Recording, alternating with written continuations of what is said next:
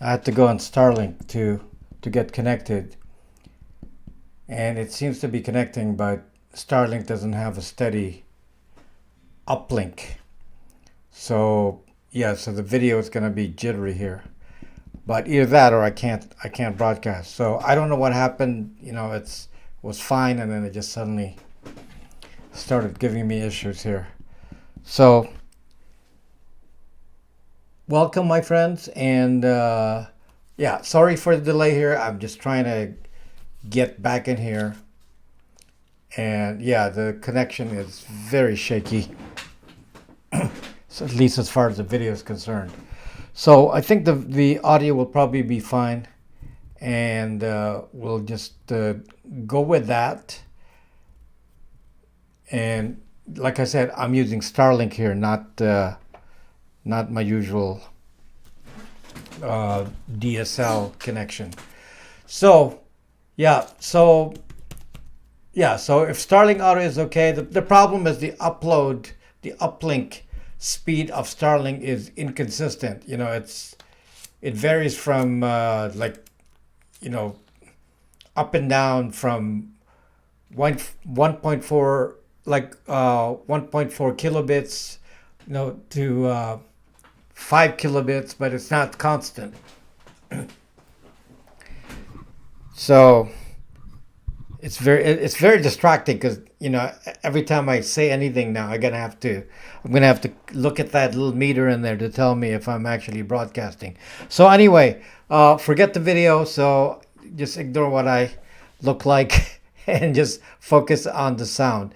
Hello everyone. So the topic tonight is going to be about email, and we'll get right into it without any further delays. And again, sorry about the delay for coming in. The topic I want to talk about is, I've been, communicating with many of you, like people who buy products from my store, and some of you email from the store transactions, and I noticed that many of you are using encrypted email products. I'm talking about Protonmail and Tutanota to be specific, with two of the most popular ones. So a large number of you are on Protonmail, for example, and I get it. You're privacy conscious, and you're saying, well, I don't want to use Gmail, so I'm gonna use something like Protonmail. And I don't have anything against Protonmail. I mean, it's I made videos about this, and I have nothing to say about Protonmail itself. John McAfee did not like Protonmail, but as far as I'm concerned, I'm not. That's not my concern. My big issue is that if you really understand what the problem is that you're trying to solve, and that's what I want to focus on. So I see on Rumble here, the video is actually just interrupted completely. I don't even see the video flowing on Rumble, and I can see it's jittery here on YouTube. So my concern is that you're making these choices without really understanding what you're doing, and you think, oh, I'm going to be safe now. I'm using Protonmail, and so my email is going to be safe. And I don't know where you would get that impression, because you may not understand what the Protonmail service is and what they actually do. And the reason this is close to my heart, and I understand this very well, was because back in 2012 or so, I actually made a product. I actually wrote an email server with encryption, kind of like Protonmail. So I was going to market that, and I did a market test, and I said, okay, let me test this. So I provided email service to people with encryption, and again, it's just like Protonmail. You are encrypted if you do something within the same domain. So in my case, it was email on BraxMe. And if you stuck to that, if your email was on BraxMe, then you would be encrypted. So I figure, yeah, people would like that, have some sort of encryption in their conversations, and it's a service that was unique at the time. It was 2012. So Protonmail may have been starting at the same time as well. So anyway, the problem was that when I started the service and I was watching the database and just examining what was happening with the traffic, I noticed that people would use it as a normal email, meaning not only do you see encrypted traffic, which I could not read,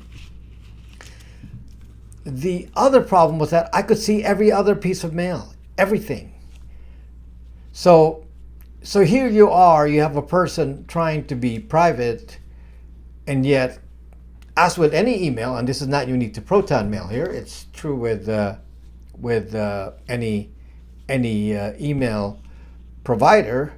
Obviously, the non-encrypted email, which is 99% of everything you do on email, since you're talking to somebody on Gmail, for example, or you're talking to somebody on Yahoo or on Outlook or Apple Mail or whatever you're doing, if you're going through the normal process of emailing different people on different domains, then that's going to go into the same email server, regardless if it's Protonmail or GoDaddy Mail or whatever it happens to be. There's no difference. It's the same thing. So all of your mail will be in the server of the platform. In this case, let's talk about Protonmail as a specific example. And do you think there's going to be any encryption of that? Well, of course not. There's not going to be any encryption. So the only encryption is with Protonmail to Protonmail. But you don't even need that, because what happens is if you communicate, for example, within a certain domain, the same domain. First of all the transport security now, all of the email now use TLS to encrypt email to and from a single server. So if you're all on the same server, let's say you're using Braxmail, and you email somebody on Braxmail, well, that's automatically encrypted on the transport, because that's part of the security of TLS that's in all of that. And so you already are partially protected just from that alone, just if you stick to the same domain. So, and this is true of anything. The domain issue is of course even applicable to Gmail. Gmail will have the same. You will be encrypted if you're stick within the same domain. The difference is, of course, Gmail intentionally reads your email and it actually captures your data and uses it to profile you and attaches that information to your Google ID. We know that. So Gmail is obviously unique in that, because they're using that information in a lot of stuff. But my question is, if you actually think that using a encrypted service is protecting you, because there actually is zero protection when it relates to non-encrypted mail, which is 99% of what you do. So 99% of all email you do on Protonmail is going to be open, just like anything else. There is absolutely no difference between using Protonmail and using Outlook if you forget about the small number of times that you're going to have Protonmail to Protonmail encrypted conversations, because that's not what you're using it for. If you're smart and you said, I'm going to use email only with people on Protonmail and do Protonmail to Protonmail, and you actually do it so that certain people you communicate with are on the same domain as Protonmail or Tutanota or whatever you're using, then of course you will have the advantage. But that's not how people use it. People said, okay, I'm going to use Protonmail now. I'm paying for the service. So I'm paying for the Protonmail service. So they'll just say, I'm going to use all my email on Protonmail. I'm going to put everything, I'm going to take it out of Gmail, put everything I do on Protonmail, and then it's going to be great. I'm going to be secure. What actually happened? What kind of security did you have? Well, obviously nothing. Nothing happened. You didn't get any security. You just paid for a service. You didn't get any security. Let me look at it from another angle here. So, okay, so you're saying, well, but Protonmail isn't going to read my email because, they're nice people. Just like Braxmail not going to read my mail because they're nice people. Okay, got it. Yeah, of course. Certain entities will be more trustworthy because we're not trying to sell your email. Okay, got it. That's a fine argument right there. This is heading to something. This is not, somebody will put a comment again in the comments. Well, get to the point. Yeah, if you're impatient, leave, because you don't want to learn. You think everything can be summarized in 2 sentences. It can't. So in this case, let's just examine for a moment. If somebody wanted to research you and say somebody's on Protonmail, and let's say that Protonmail is not going to reveal their email and data, which is not encrypted, as I told you, it's not encrypted. So Protonmail has in fact revealed data of their clients to third parties, government. This has already been a fact. They've actually done it. And the reality is that, depending on the country where you are in, it's by law you are required to supply things, based on the Patriot Act. I don't know why Protonmail did that, because they're not in the U.S., but anyone in the U.S. of course has to follow the Patriot Act. Now, let's just say, for example, then that I told you that all your email that's not encrypted, which is 99%, is on the platform. In this case, let's say Protonmail. And yes, you said, okay, well, Protonmail isn't going to read it. They have given it out, but let's just say that they don't. So let's put that caveat in there that they're actually. Unfortunately, history is that they have shown your data, so that's not actually true. But let's just say that they have protected your information. The problem is all of your emails are also copied to the recipient. So, as with anything else, it's probably a good chance that at least 50% to 70% of your emails would have been directed to Gmail. So it's a pretty good guess that at least 70% of the emails in existence in the world happen to be Gmail accounts. Therefore, if you have one Protonmail account and you said you're protected, all somebody has to do is go to Gmail and say, let me look at all the emails that received by Google that has to do with this email address from Protonmail. And of course, that should reveal the majority of emails you're going to get, because 70%. And they can attribute it to you, and it's going to be pretty obvious about everything that you're doing and everything you're talking about. And you've revealed yourself in a way because you've said, well, I'm going to use Protonmail because I have something to hide. Okay, some people say, well, who cares if I have something to hide or not? Many people use encrypted services, so that's not in itself a negative. Okay, we'll buy that. We'll buy that. In some cases, getting more valid every day as more and more people use encrypted services because they just don't want to use Gmail. Okay, not everyone has something to hide. They just want to get away from Google, and so they go subscribe to a Protonmail. So the problem here, again, is you're not understanding that Google, still being the #1 provider of email, can capture every single email sent to one email account. So that is not actually the solution. As you can see here, it's not a very good solution. You haven't accomplished anything. You're paying for the Protonmail service, and you're not actually benefiting from it. There's no benefit that I can see. It's operating just like any normal email, and your data can be captured on the Gmail side. And obviously, government can ask Protonmail for data, and they can give it too. So how are you protected here? So I have an alternative suggestion for you to think about, and this is a way just to plan out your activities to think about, because obviously, you're not examining this very carefully.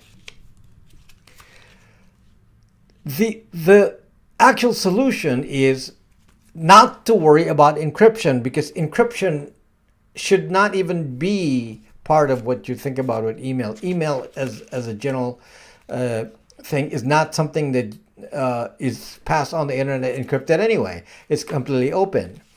So what is the point? If you're, the reason for email is that strangers and people you don't know can send you messages, from somebody spamming you to your school, to your employer, to your whatever, to your payroll account, to your bank, and everybody's sending you random emails.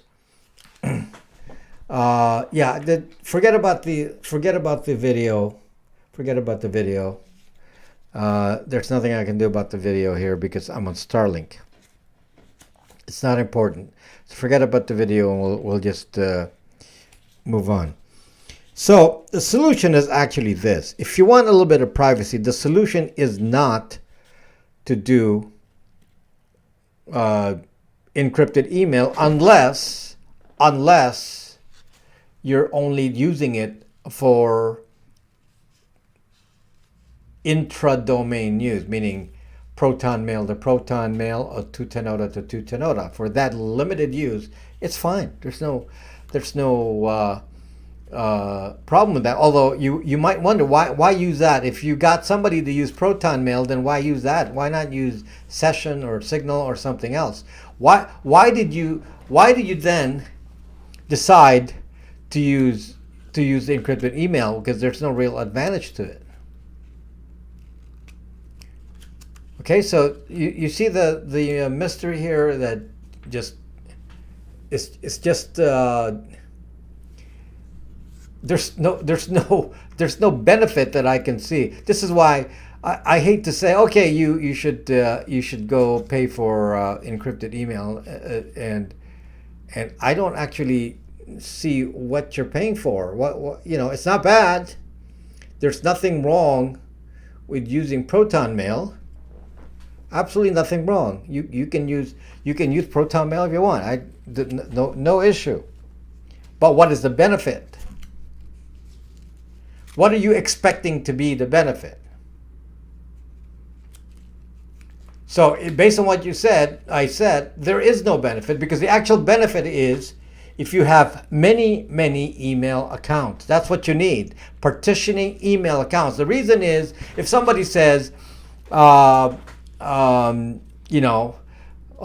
want to look at your banking activity. Well, you have a segregated email for banking. So whatever email you assign for financial, okay, that's that. How about for social media? You have another one for social media. How about another one for personal? You have a separate email for personal. How about for business? You have a separate one for business. Okay, now what happens when you do it like that? Well, if somebody says, "Well, I have this guy's email. It's Rob something at whatever," and so I'm gonna check out what emails are on this email. Now you see that the data, even on Gmail, it's if somebody at Gmail says, "Okay, let me look and see what's been happening with this particular email account," it's going to be pretty limited because you partition it. For example, in theory, then there wouldn't be anything personal, no personal data exchanged in an email meant for business. So it will just be business conversation. Or if it's financial, it'll all be what you do in websites, and there won't be any numbers on there. It'll be just alert saying, "Oh, go to your account, and something's happened here, and you made a deposit, and no amounts, and then." But it's limited to that. That's actually the better solution, partitioning. I suppose it's even better if you partition between different providers, but it depends. As long as it's not Gmail, you can partition as long as it's not Gmail. There's no point partitioning within Gmail, because Gmail is actually identifying the connection between the accounts based on IP address and Google ID and mainly the Google ID. So you're already being connected by your Google ID. As you know, on Gmail, the accounts are connected uh, cross-device tracking. They know if, for most of you, they know that you have multiple Gmail accounts, and they can connect that because you're in the same browser and the same phone and so on and so forth. And if you're looking at them simultaneously, they can connect that all the time. So Gmail is obviously not a good place to do this partitioning that I'm talking about. So as you can see here, this is not the solution isn't to worry about encryption, because the solution is, if you want to do encryption, you should probably leave email as a way of communicating, because why would you expect strangers to talk to you with encryption? It's not going to work. There's so much metadata on email. Now, the other thing that you need to consider is that most email providers, including Gmail, if you use a normal email client, will reveal your IP address, or they're going to store your IP address. So you're actually identifying yourself in a bad way. Many people don't know this, and they look at their email and they see that their email address is, their IP address is being sent with an email. So for example, Braxmail doesn't do that. Actually, that's the main thing that I'm trying to do in Braxmail, is not identify who you are. So they can't connect two emails together, even they're both from the Braxmail domains. Braxmail, for example, has 5 domains. They can't connect them all because they don't have the same IP address. So in fact, there is no IP address. So there's no way to make a connection that says one Braxmail account is the same as another one with a different domain. You can't make that connection because there are no identifiers. And it's true that Protonmail also protects your IP address. That is true. If you look at emails sent to me from Protonmail, they do also protect IP addresses, but you only have one account, one Protonmail account, which is not the solution. The solution is partitioning. So Braxmail, for example, has 5 domains. So that allows you to be completely separate. And if you want, you can actually set up multiple Braxmail accounts, and I don't really know who it is that's setting up a Braxmail account, especially some of you pay with Amazon gift cards. So if you had several Braxmail accounts, I wouldn't have any way of knowing the connection, because especially if each Braxmail account has to be a different BraxMe account. So I can't make the connection between 2 BraxMe accounts unless you tell me they're connected. I'm not going to know that. So anyway, that's just food for thought, and it's just the analysis I want you to all do when it comes to privacy. Many of you are doing the wrong kind of analysis, and I want to protect you. So I don't really care if you use Braxmail or not. I don't really even care if you use Protonmail. But if you're using Protonmail, likely you need more email accounts, not one from Protonmail, in order to do the partitioning. So you need to partition your emails into different areas, so that you protect yourself.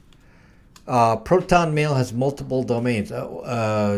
What are the domains? Are they like obviously connected? They all have Proton on them? Well, that's not good, because that should be obvious then. Okay? So anyway, the point is just educating you to the value of analysis. You don't make these decisions based on some YouTuber saying you should do this, because some YouTubers do push these, but it's hard to really take some of these people seriously, because they haven't really put some thought into this. Because the number one problem is identity. Identity is really the issue. It doesn't matter what the content is, it's identity. Let me take a break, and then we'll continue. I'll continue the topic, but let me just take a sponsor break here. So I want to talk about my sponsor, which is Linode. Akamai Linode. Akamai bought Linode this year, and nothing's changed with Linode. It's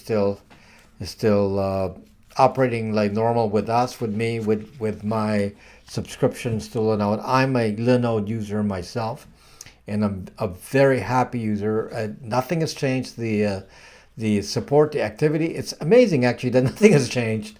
They're still operating exactly as they were, and they're still providing the same service. The pricing is pretty close to what it was. It's slightly higher than before, not much. In some areas, it's actually lower, and some are higher. So it's kind of a redistribution of the fees. And what you will find if you are considering, a cloud provider to make your websites and and various things you want to have run on the internet for your business, for example, that Linode is one of the least expensive options. I'm pretty amazed. I'm probably saving at least half compared to Amazon AWS or GoDaddy or any of that. And I have so many ISPs that I work with, and they are definitely much more efficient, especially with bandwidth. They include all that. Amazon AWS will charge you extra for bandwidth versus the server. So you actually think you're getting a bargain, but then you're not. So I recommend them highly. If you use the code linode.com/Rob Braxman, they're going to give you a $100 credit, which you can use for a period of 2 months. And some of their servers are only $5 a month. So you may not even need to use that, but it's kind of nice to know you can experiment. If you are a student, you can actually, play around with servers, and at a very low cost, you can take servers up and down and, spend no more than $5 for the entire month. Even students can afford that. So anyway, something to consider. It's highly recommended, and a very good company. Okay, so let me get back to what I was talking about.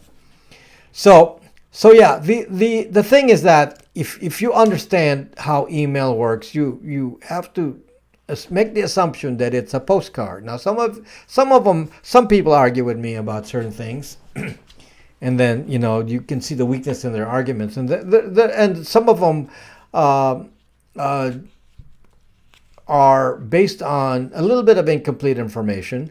So one of the things I've often told you about over the years, and things have changed a bit over the years, is that MTA to MTA traffic, meaning server to server, like inter-domain communications, let's say between Braxmail and Protonmail, or between Braxmail and Google, or between Outlook and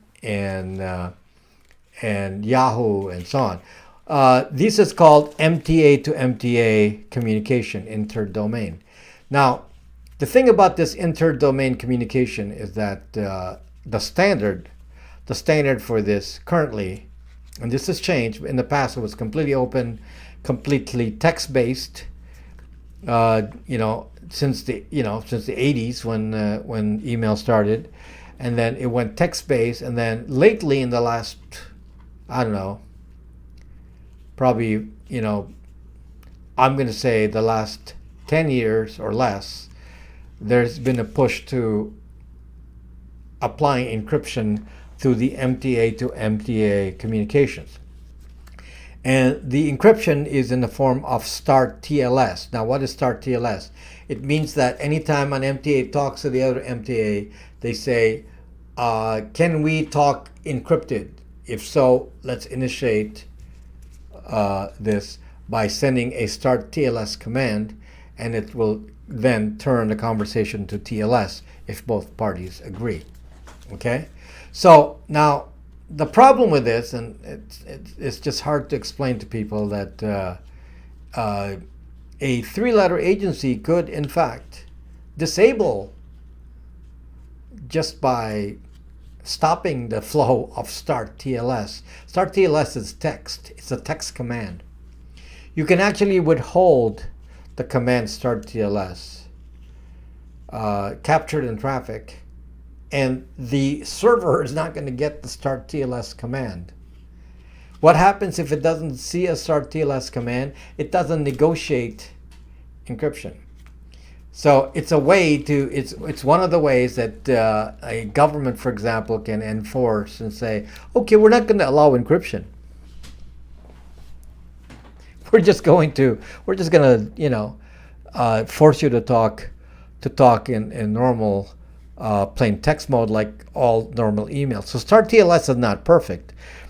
In the absence of anyone manipulating the data, yes, it can get encrypted, and as the years passed, it went to maybe 25% using Start TLS to probably a good number now. It may be a high number now. It could be 80% of the traffic is using Start TLS, assuming no intervention by any three-letter agency.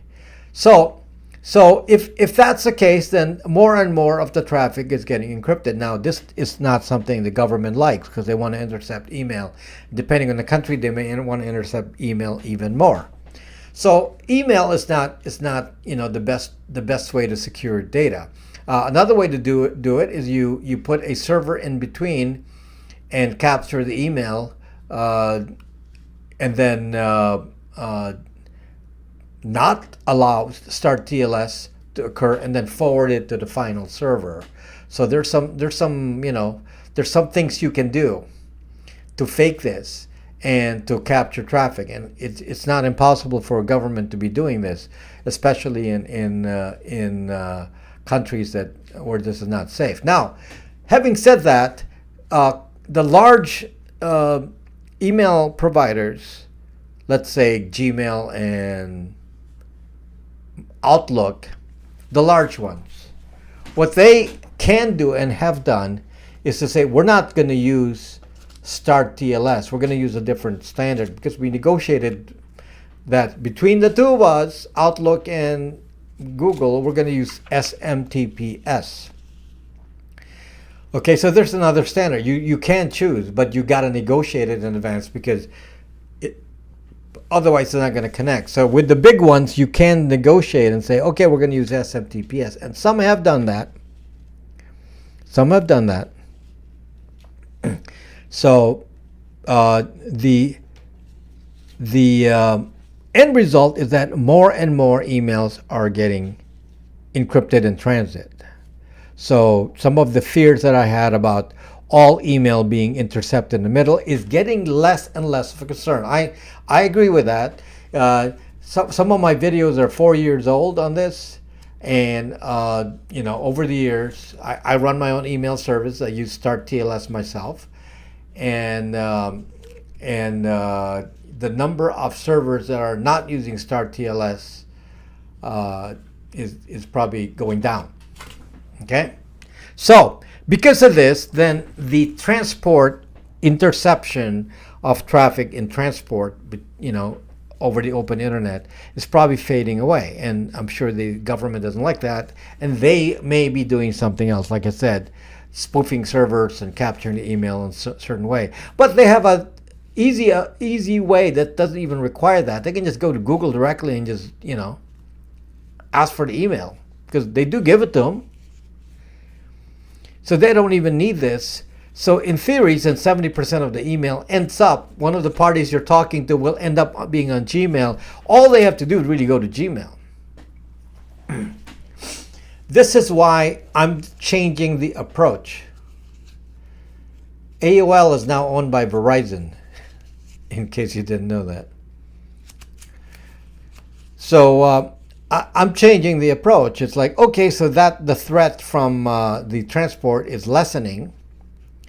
Well, the threat from the transport was very high before. It's much lower now over the years. So the last I'd say 7 years, it's dissipated quite a bit. So, and maybe because guys like me keep talking about it, and and more people are protecting the transport side, but it is not perfect because email is not hidden. Anyone at the server can read email. Anyone at the server at Gmail can read every single zucking email. So if they can read every single email, then what are you trying to protect? And even if you're in Protonmail, you're talking to people on Gmail, so yes, all of your emails are still being read. So what has changed? So that's why I'm trying to educate you and say maybe you should avoid email. And if you don't avoid email, you partition it by subject so that the information retrieved in one category is very limited. Now, this is hard. I'm going to tell you right now, this is not as easy as it sounds. And we all make mistakes and we all mix up email. And sometimes we use, the wrong account for wrong thing. I've done that. And then they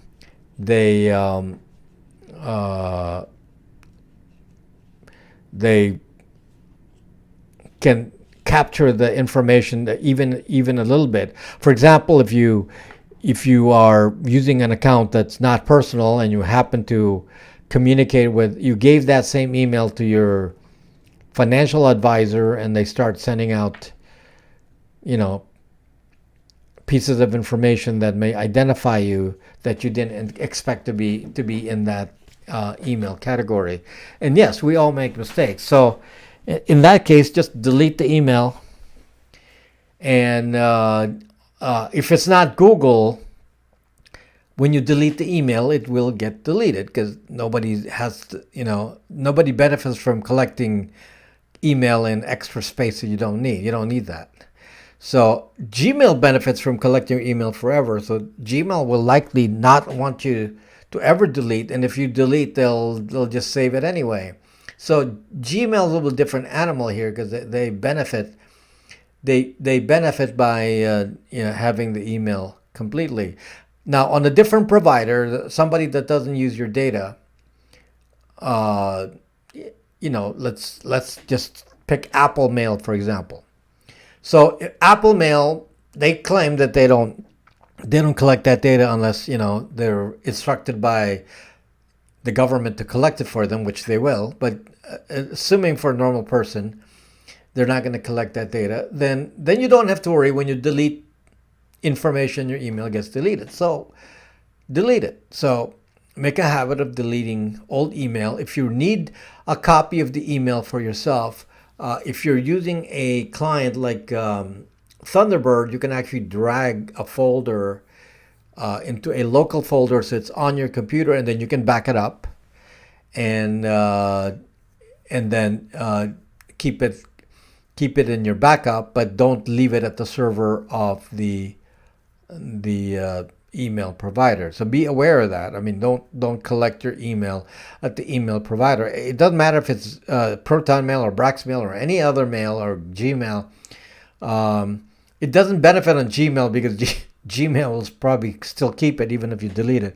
But so delete your email. Don't keep this long lifetime history on there. Store it locally somewhere if you need a backup. But don't make a habit of, like some people do, of I once had this lawyer, and his whole legal practice was based on every single document was kept in email. That was the way he practices law. His filing system was email. Everything he kept in email.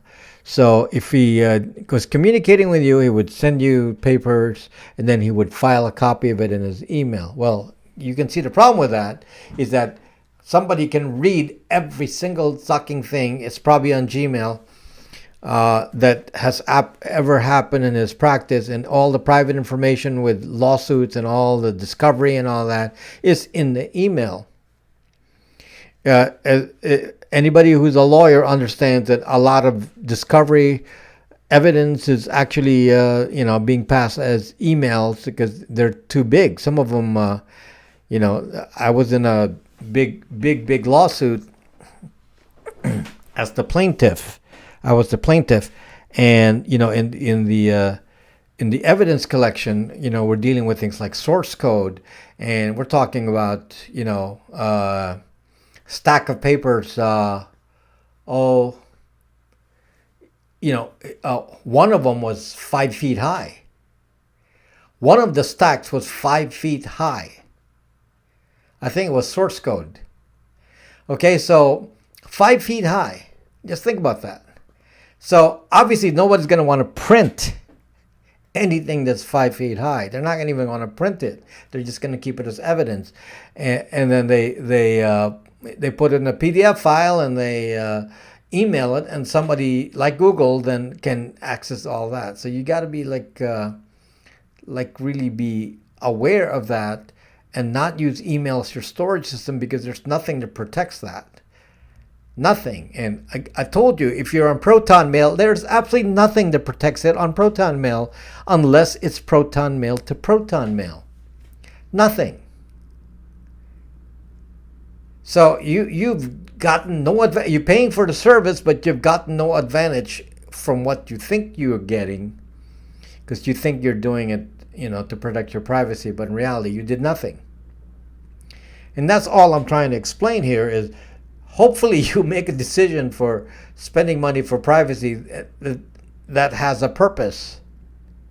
And the purpose is identity. So let me focus on that for a moment here. So to me, the idea is not that your email can ever be safe. It can never be safe. Okay, email can never be safe.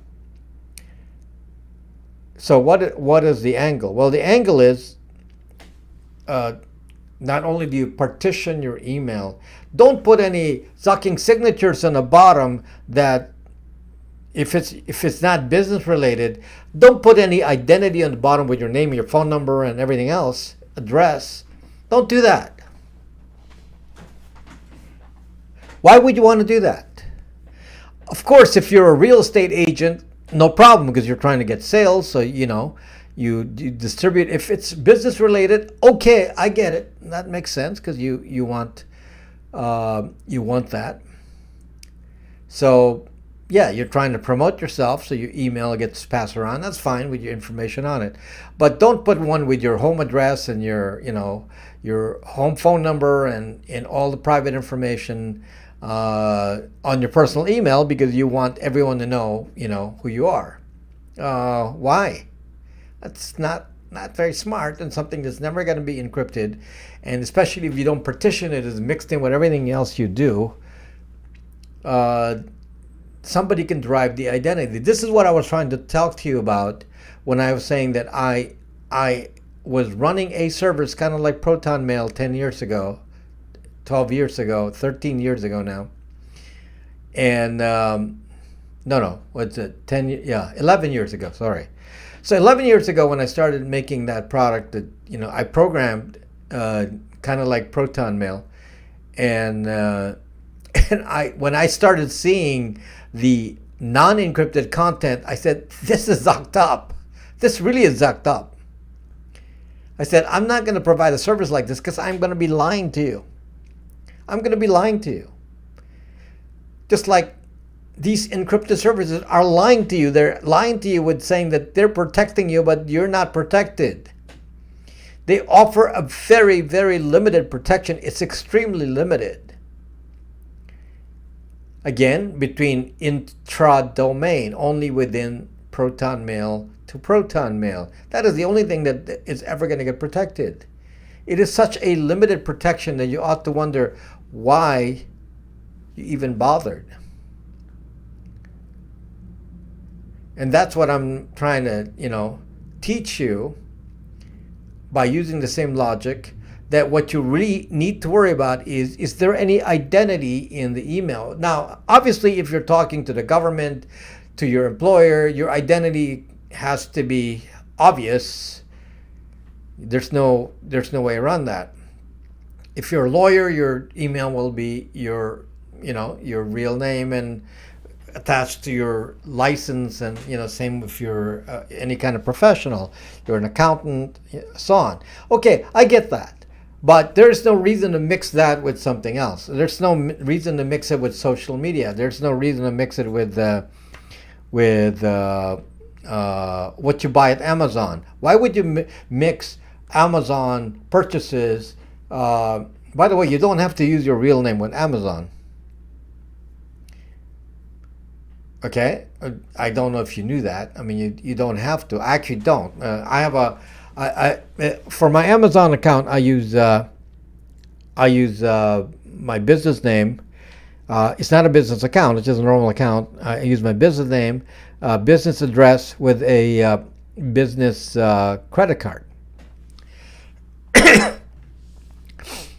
So, you're not going to find, a Rob Braxman account on Amazon because, that's just the way I planned it out.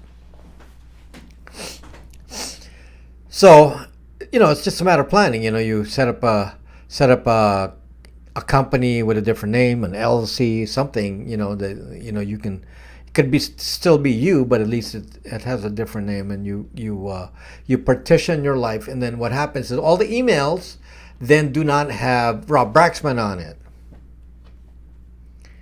Okay. So I don't have my only Amazon 2FA really is email. I don't really, yeah. So I partition identity clearly in what happens, and that's really in many of my teachings here. And this is really so different from some of the other channels that teach you. There's something inherently wrong with what they're teaching because it's so mechanical. It's like, life is about encryption. And it's not really about encryption. I don't really care if you don't encrypt if nobody knows who you are. So you don't have to encrypt if nobody knows who you are. So if you signed up, actually, back in the day, before 2FA on Google, I had Gmail accounts without my real name on it. I had quite a few Gmail accounts. Forget how many I have now. I mean, I must have had at least 20 Gmail accounts, at least. And they're purging those accounts, by the way. They're getting rid of them, but because of inactivity, because I don't even remember what those accounts are. But if you were able to set up a unique identity on Gmail, it's quite an advantage. Now you can still do it on Outlook.com. You're still able to do it on Yahoo, so you don't have to identify yourself on those. So it's still possible to do. And then you can now have multiple accounts. So yeah. So but the main thing that you think about is how to partition and how to manage all that. Now the Braxmail advantage, by the way, for those of you who may not know, and I don't really care if you use Braxmail or not. I'm just telling you why it's important to me, at least, and how I use it myself, is that Braxmail has multiple domains, and the domains are not obvious. They're not obviously connected. If you're not a Braxmail user, the names don't connect. Okay, so some of the domains are completely random looking, and what happens is all the mail arrive to a single inbox. So you don't even have to worry about the inbox being different. And it's just ease of management, because if you're trying to make a email for financial, one for social media and all that, you just manage one inbox, and you're still able to partition your identity by what email you supply to each platform.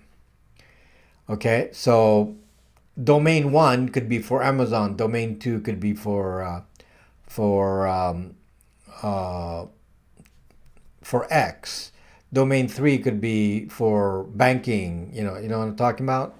So you partition it that way. Now, to the external force reading your email, they don't connect them as being the same user because they're on different domains. And the domains are not obvious. They're not like Protonmail or protonmail.ch or proton.ch, something obvious like that. I mean, that's not really hiding anything. So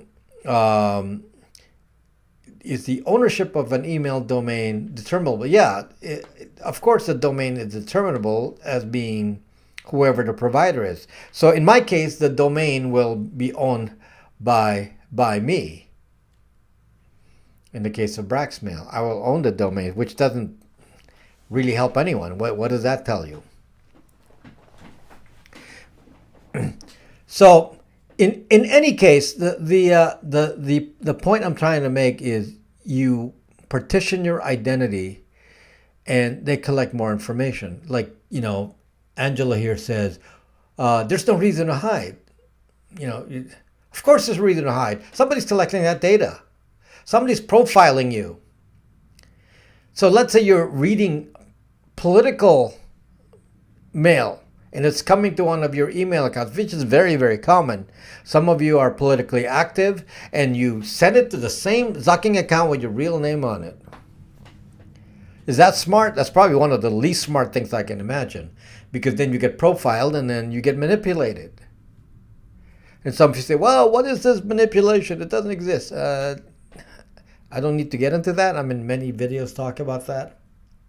Your internet changes. You get targeted. You're in a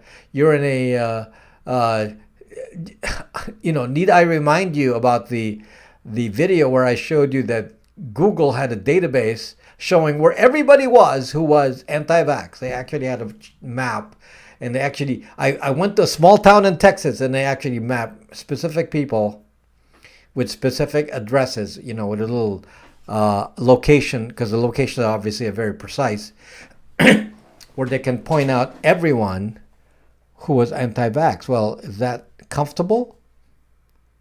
Is that really a comfortable feeling for you to have that kind of knowledge base? Some of you are, not thinking ahead, because you've never lived in a dictatorship country like I have.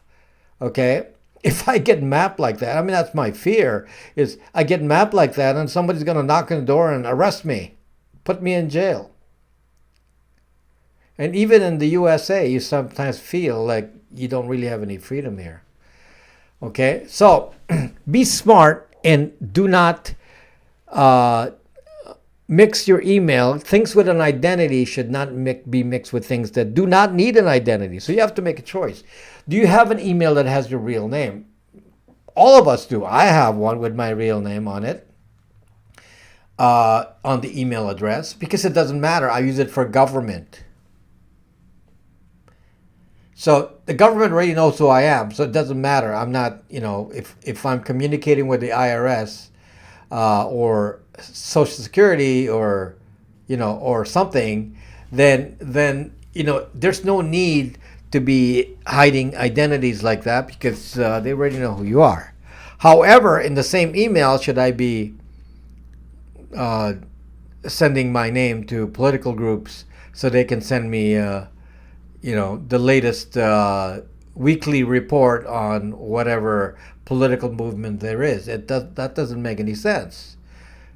How about health records? Do you really need that? Well, of course, they're not going to send health records on email.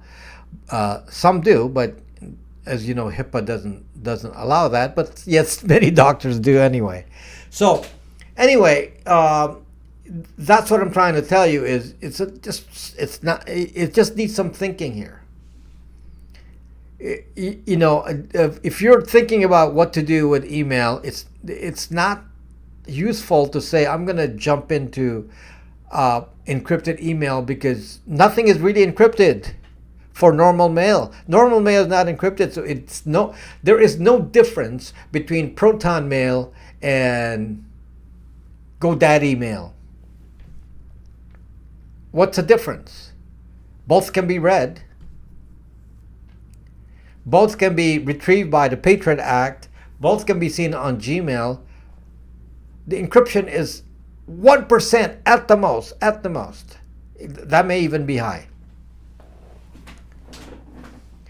Okay? So the only real solution is partition your email and do not include any identity in the email, including the name of the email account, unless it doesn't matter. So for me, I've standardized on this. I have an old email account for government use and all that, business, not business, but government communications, stuff like that. Anything in that category, even medical. and I have an old-time email account for that I've had for probably 20 years. I keep that. Not going to delete it. Well, you can't delete your Gmail, but I'm just going to keep that.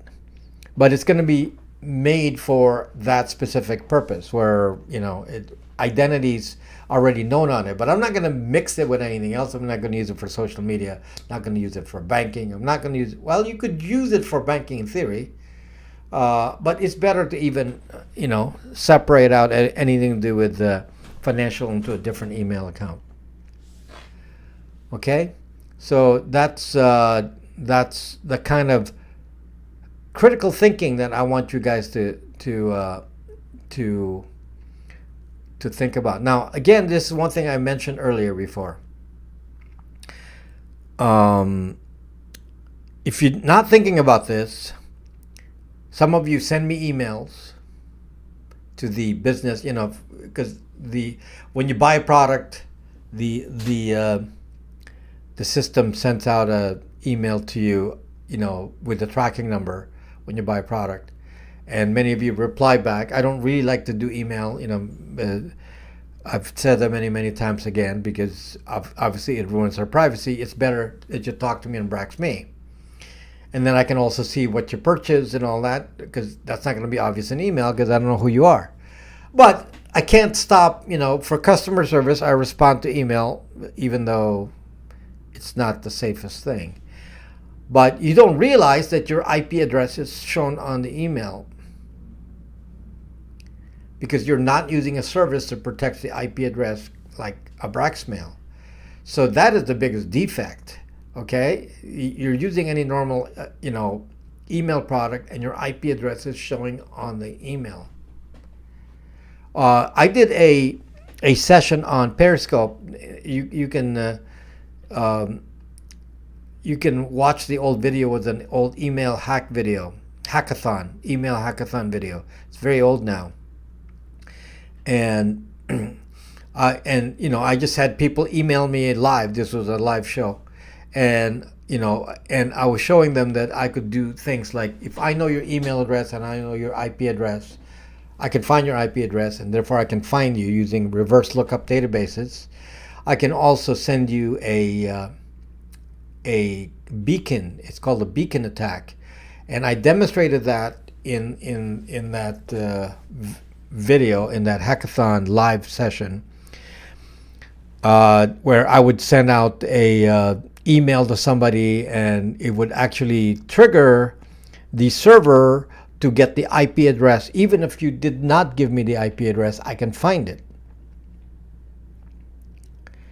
Okay?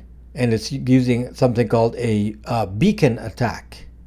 So if you're not thinking about this, it's very easy to pick out your IP address. Just like when somebody sends you spam mail, they could actually be picking out your IP address. Now, what is the solution to this? The solution is to use Thunderbird. Now, there may be others that might work. K9 might work. But I'm telling you right now that in testing, Thunderbird could not reveal the data using a beacon. So I've tested this, whereas every one of the standard products, like that are included, like Apple Mail, Microsoft Outlook, and all of the different email products that are built into most operating systems and phones, all leaked an IP address. Twitter is safe. There's nothing that Twitter can do to you. Twitter is safe. Well, I mean X. There's no Twitter now. Let me get into that in a second, because that's a good question. But anyway, so that's remind me again to discuss X. So that's what was I talking about before I changed topic there? So the beacon attack. So if you are running Thunderbird as your email client, Thunderbird does not open the HTML code unless you say download, HTML. It doesn't use the HTML, so it can't trigger, because the code is triggered by HTML code. It downloads some files, and then that's the beacon. So since Thunderbird doesn't do that, it doesn't cause you to be attacked unless you're opening a specific email. You know where it's from, and then it's okay to show the HTML on it. Now, I found that even with HTML off, that some of the products like Microsoft Outlook and Apple Mail still download everything. They download it onto the phone and put it in the cache, even if you don't want to look at it. And the reason they do that is to speed up the email so that the email appears very, very fast. And the sacrifice is that they're actually setting out a beacon. So a beacon is very, very easy. It's called a hidden pixel. So you're downloading a invisible pixel from, like a JPEG file or a PNG file, 1 pixel in size. It's invisible, so you can't see it. It's so small it doesn't affect the speed. But if you download any file from a server, the server can record the IP address of the party downloading it. That's what a beacon is. It's a very simple concept. It's used on all of the spam mail. Thunderbird is an email client that you can use on a computer. You can use it on Linux, Windows, and Mac OS. So if you're on a computer, use Thunderbird. It works on all of those platforms. On a computer, Android, you can use K9. K9 was purchased by Thunderbird. So Thunderbird and K9 are eventually going to merge into one product, but Thunderbird and K9 are on the same page now. Okay, so I hope you understand that, and I hope you can benefit from what I'm teaching you today. And unfortunately, many of you did not watch my video on RSA. And let me just speak to that for a moment, the current video on RSA. And many of you, I guess your eyes glassed over and you're like, oh, this is too complicated and I don't want to really hear about this. And then you come and attack me when I talk about biometrics. And I guess it's really difficult to explain why I'm even discussing RSA and all this. And the real issue that I'm trying to explain is that I want you to consider using passwordless logins, because you do not have to do 2FA with passwordless logins.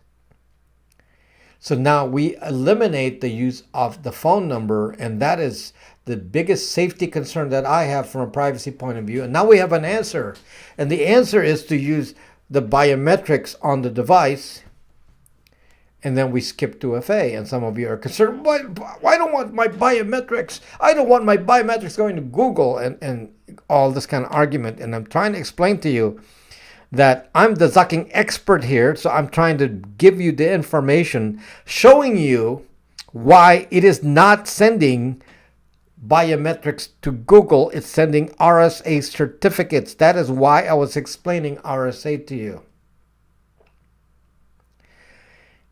So there is no biometrics being sent, as I explained over and over. There is no biometrics being sent anywhere. In fact, it doesn't leave your device. In fact, your device doesn't even have biometrics. It just has a number. And I got attacked in that biometrics video, and I'm trying to re-explain it a different way. And even with this new way, it's hard to explain it in a fun way. Somebody said, you need more graphics. Unfortunately, how do you do graphics on RSA? Okay, so anyway, that's the limitation. The topic is so, I know, it's based on math. So I tried to put more charts on there, but it's not going to be like funny little characters, moving around talking mathematics with prime number factorization. It's not going to work. So, okay, I mean, I get it. It's not interesting. It's not fun. So you may not watch it because it's not fun. But anyway, the main point, if you get what I'm trying to get at, is that I'm encouraging you to use passwordless login. I'm now on Google with passwordless login on Google. I do not have any more phone numbers attached to Google. In fact, the only phone number I have attached to Google is Google Voice. And it's their phone number, not mine. It's not my phone number, it's their phone number. I don't actually have anything linked to my Google account now. So it's fantastic. Yes, Mad Cow, it's capacitance. It's a single number. It's not a picture of a fingerprint. You can't recreate a fingerprint. You can't even use it on any other device. It's I haven't really talked about the actual biometrics on the device. It's a separate video because I'm not sure anyone will watch it now. So I was going to dedicate a special video to show you how biometrics is actually captured on a device, but I'm not sure anyone will watch it. So anyway, because of that, I'm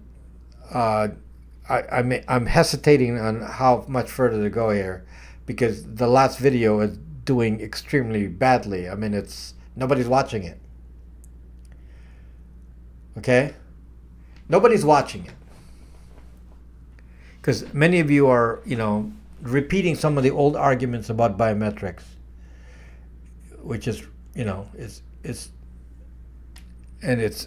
kind of tiring now to have to explain over and over that I'm telling you something that's safe for your privacy. It's a way to eliminate 2FA. That's the whole point here. It's a way to eliminate 2FA phone numbers, which I've successfully done, and I want to do more of that where I don't use 2FA, and I'm going to use that. I'm going to use instead is the fingerprint on Windows Hello. I can't use fingerprint on Linux yet. So when that happens, then that'll be good. At the moment, I can't do that. Okay. So anyway, so I'm not gonna. I'm postponing what I'm gonna do with biometrics. It's not gonna be in the next two videos. At the moment, I haven't decided, because people like Cali42 say biometrics is bad. No, it's how you fucking use it. Okay, somebody told me the story. Yes, I'm going to go into X in a moment here. Somebody told me the story that Whole Foods, it showed a video of somebody putting their hand in the scanner, and the person was like, oh, wow, this is some fantastic technology. All I have to do is put my hand in the scanner and I can buy products from Whole Foods. That is bad biometrics. That is very bad biometrics. Why? Because it's not your device. It's not your device. When it's your device, your phone, the biometrics is only for you. It's not being sent to anyone. That is not connected with something like Whole Foods, where they take your sucking hand and scan it. That is really bad. That is really, really bad. This is why it's difficult to defend biometrics when you got that. Or another one was Facebook wanted to do Face ID through the cloud. Another problem. You don't want biometrics to be done through the cloud at all. The only biometrics that's allowable is if it's handled by the secure enclave on the phone or on the computer. Secure enclave, it's only on the device. It doesn't go anywhere else, and it doesn't actually capture anything other than numeric information, only useful on that device. That's okay use. That's the only okay use.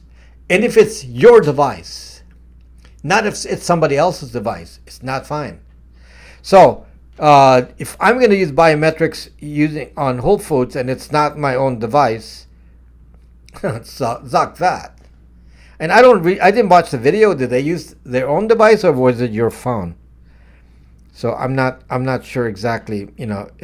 I was just told this. I didn't actually watch the video, so I'm not. I may be giving you misinformation here, and if so, I apologize to Amazon. But do not use biometric devices that are not yours. Okay, so okay, let's spend the next 15 minutes then talking about social media. Now, I was just talking to somebody today about social media options. What are the best social media options? And some of you make decisions based on politics, and it's kind of tiring to be involved with that because don't really care. Okay, I don't want to make decisions based on politics, but I'm going to tell you, the difference. You do not want to be on any platform owned by Zuck. You do not want to be on anything Meta. You do not want that. You do not want to be on Facebook, WhatsApp, Instagram, or Threads, because they connect the identity. This is something I keep telling you about, is that you cannot be on any Meta platform without a real identity, verified, crowdsourced, accurate, and completely tracked and attached to only your single identity. Okay? Nothing good about this at all. You do not want to be in any of those platforms. Now, what about X? What about X? Well, X is actually a platform that I've been on for when it was Twitter. I've been on Twitter for, a long time. I've never given personal identifiers to Twitter. In fact, my 2FA was Google Voice. Didn't complain. I don't really have anything on Twitter that can make me unsafe. I don't post anything there. You could make X unsafe. There was this guy, Periscope. Remember Periscope? There was this Periscope employee. Periscope is owned by Twitter, and the Periscope staff were talking on Twitter about what their activities were. Oh, well, we'll go to such and such tonight, and they were talking about it openly on Twitter. That's a stupidity of these people here. So with their real name, by the way, with their real name. So basically, you could say, this employee in San Francisco works for Twitter, with the name John Smith, is not gonna be home. Not going to be home. Because they announced it on Twitter. I mean, that's obviously that kind of unsafe behavior if you start announcing personal things on Twitter. But if you're using Twitter for opinions, on politics on either side, I can't imagine why it would be bad. The censorship that I saw, with the old Twitter was really bad. And the censorship was applied not just to the right. I saw censorship on the left too. And people from the left and the right talked to me and said, I'm being censored, and can you, verify this? And I verified for them, and yes, they were censored both on the left and right. Now, obviously, the old Twitter was biased against the right because of that the woman that was actually running it, the Vijaya, whatever her name is, she was actually running it. I mean, she was actually enforcing her own political opinions on everything that Twitter was doing, because she was, basically the highest authority on it, because Jack wasn't paying attention. So, or maybe Jack was paying attention and was doing it deliberately, because it's just all lies about that. Okay, the signal slowed down here. Okay, just watching the traffic, it went down. Anyway, X is very safe, and I don't care what your political opinion is about Elon Musk. I don't care. The reason that X is safe is because there's no identity. You want to be extra safe? Use a VPN. I always use a VPN anyway. when I go to any social media, and I use a VPN with X. And the problem was X actually banned one of our servers, which really pissed me off. And I posted something on Twitter at the time, and people said, "Well, my VPN isn't banned." So it turns out it was a Linode set of IP addresses, and we happen to be in that range, and so they must have been trying to block something, and they just blocked willy-nilly some range of IP addresses, and they blocked the VPN, and I was very upset with it. But they took the block out. So apparently, some of these hackers are using Linode as a way to break into Twitter. So I get it. So sometimes they have to react quickly. Okay, get that. Thank you, Mr. Ncon Black. Thank you so much. So anyway, I don't have time to talk about that right now, but hardware keys are going to be good, but they're not around yet. For passwordless, they're not around yet. So we don't have any available yet, but watch for them. There's going to be some version of YubiKey, I'm sure, that will work with FIDO2 passkeys, and if so, then you can use them as an alternative to biometrics when that arrives. So, or they may put the biometrics right on the YubiKey. If so, that's a very good option, and I recommend that. Do you have any concerns about Starship being mostly owned by ad company System 1? I have a very good relationship with StartPage. Obviously, StartPage is an ad company. That's how they make the money, is from the ads. That's not really a big secret. However, StartPage is a proxy. So they will feed you ads. I mean, let's not be mysterious about this. StartPage will feed you ads, but they don't feed your identity. So it doesn't matter. They're making money off the ads by sending you ads based on what you query, but they're not doing it based on your identity, meaning it's not a permanent connection. So it's quite safe. So StartPage is fine. I use StartPage all the time. I have a good relationship with them. They sponsored me briefly. I talk to the people at StartPage all the time. I follow their Twitter account, and yeah, it's.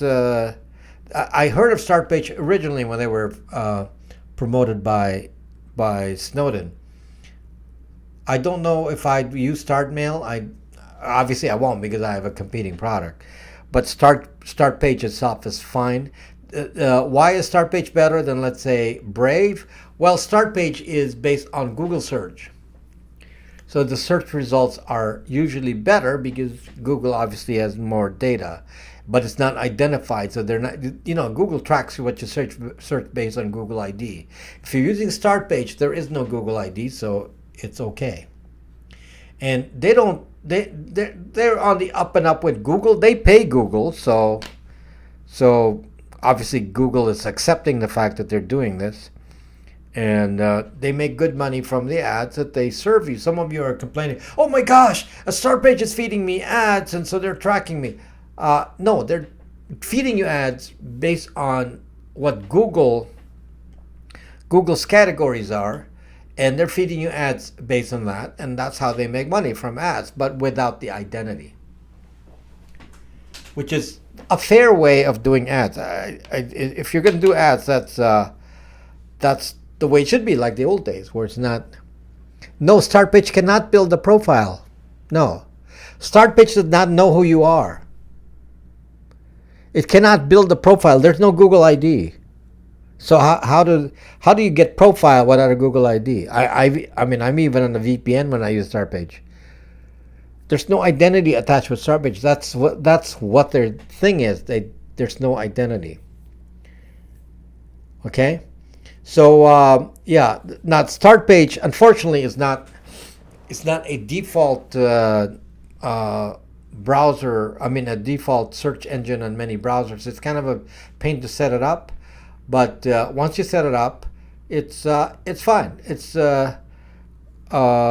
Yeah, if start page says, can you sponsor? Can we sponsor you again? I'd say fine, because I like the people and they've been upfront with me, and they you know, up and up, and they answer questions about that, their ownership and all that. They actually answer that pretty clearly for me, and to my satisfaction. So the issue that I always tell you is not that the data is being captured, it's your identity.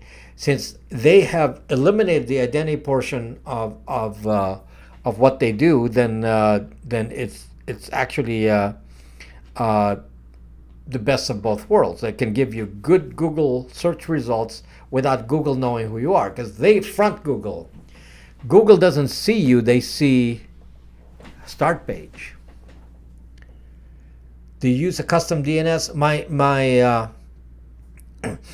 If you use my VPN, you automatically get a Pi-hole based DNS. So we all of us on the VPN, Bytes VPN, share in the same DNS, and it's Pi-hole. The DNS will claim to be Cloudflare or whatever it is, or Google. The reality is it's actually Pi-hole. Okay, so that's a safety I offer for everyone on Bytes VPN. Is you don't actually see send DNS traffic because it's cached. So if somebody's going to search for google.com, it gets searched only once on our DNS server, which is running Pi-hole. Okay, so it's almost like it's just one person using the entire DNS because it's cached. So it doesn't appear like anybody else to the other DNS.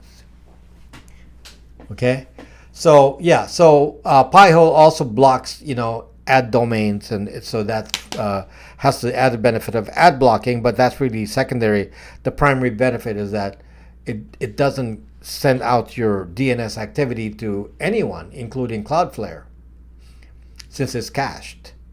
So if 1,000 of you search for Microsoft.com on the VPN Pi-hole will only search for it once. Yes, start page protects your identity. So again, to summarize, you can use X. I like X because it's a non-identity platform. Kind of like Braxme is a non-identity platform. But Braxme is better. Braxme does not require you to put email. So it's totally non-identity. But in my experience, Twitter has not required anything that requires me to give an identity. I even have a blue check mark, and I don't. I use a business credit card. There's nothing really that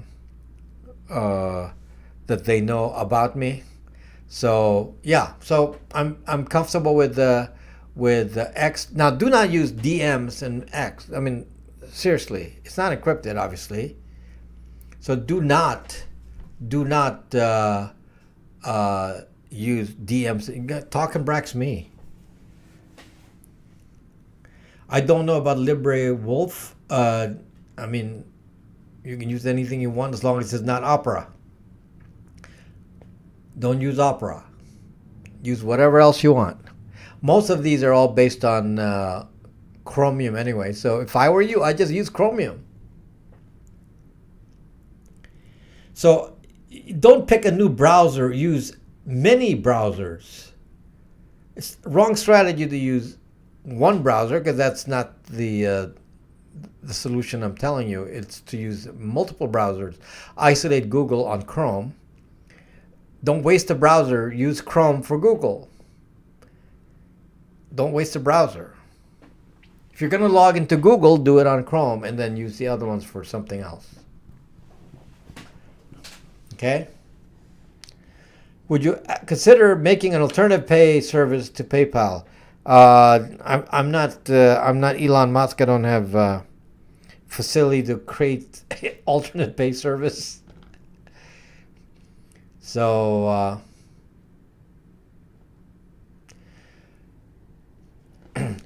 signed up to Braxme to get installed next to get it installed on BlueStack. You don't need to install Braxme on BlueStack. There's the website. Just why would you need to worry about BlueStack? Just just run the browser. Braxme runs on the browser fine. Okay, we're down to the last minute now. Let me just update the schedule here, guys and gals. There is no live stream next week, so I'll be away next week, and then we'll be back the following week. The standard videos obviously will come out, but there's not going to be a live stream next week. So, but fortunately, there are actually 5 weeks, 5 weeks to 5 Thursdays in August. So I don't even need that many weeks. My usual requirement is that I do at least 3 live streams, and I'm not even gonna need that. So anyway, no live stream next week. We'll see you the following week. By the way, I appreciate it when you make comments about what you suggest for video topics, because when you suggest a video topic, I tend to get more views than if I make it up. So you suggest to me what you want, and even if it's an old topic, and maybe we can rehash it. Okay, thank you very much for being here, my friends, and I'll see you in a couple of weeks.